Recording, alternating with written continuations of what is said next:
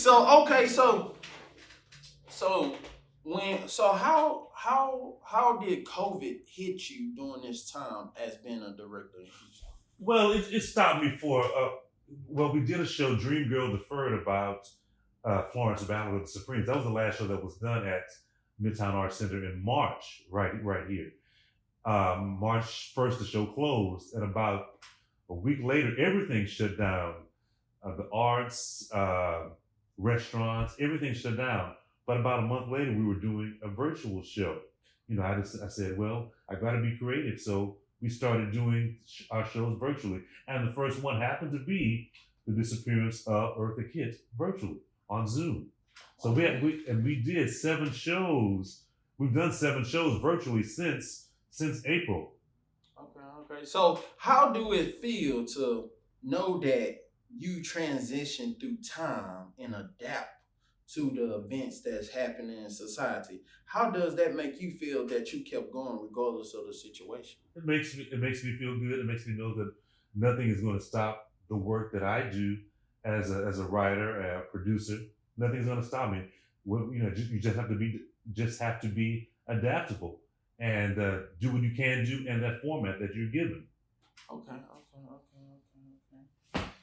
I'm sorry about that. Being adaptable, do you think that would be hard for your actress and actors? Because you know that 9 out of 10 that if you doing a read along, they might be doing it at home on a computer screen. Do you think it would be very challenging for your actors and actresses? But it's the same work. You're still learning. But it was no reading. We never did any readings. It was always you had to be off book like you were on stage or on a film. So it's the same work you have to do. You have to learn your lines. Have to know what you're doing, but know who your character is about. So it's the same work. We're just doing it in front of a Zoom camera instead of doing it on stage. So it's no different. The same work applies to acting in front of.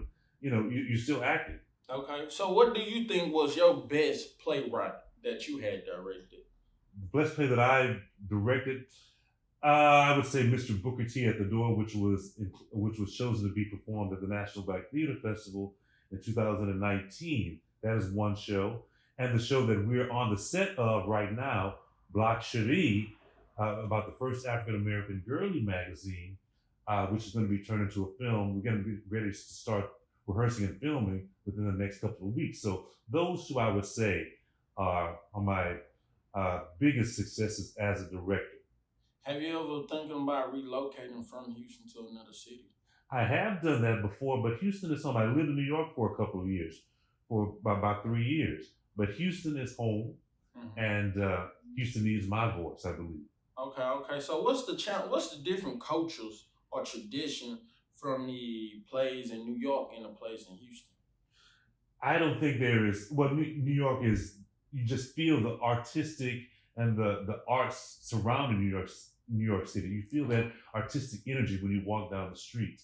Mhm. I think Houston is getting that way, and then I think that's why Houston needs me. But New York, of course, is the artistic capital of the world to me. You just feel that energy there. It's all around you. You can't help but feel it. All right, since you ain't got the energy of New York and Houston, how do you bring that creative vibe in Houston? I think it is here, but people don't recognize it as much. I think there are so many talented artists in Houston, just tons. But a lot of them go to these other places, but very few people want to stay here. But that's why I'm here, I think, Come on, to come on. bring that back or to make it stay. Okay, so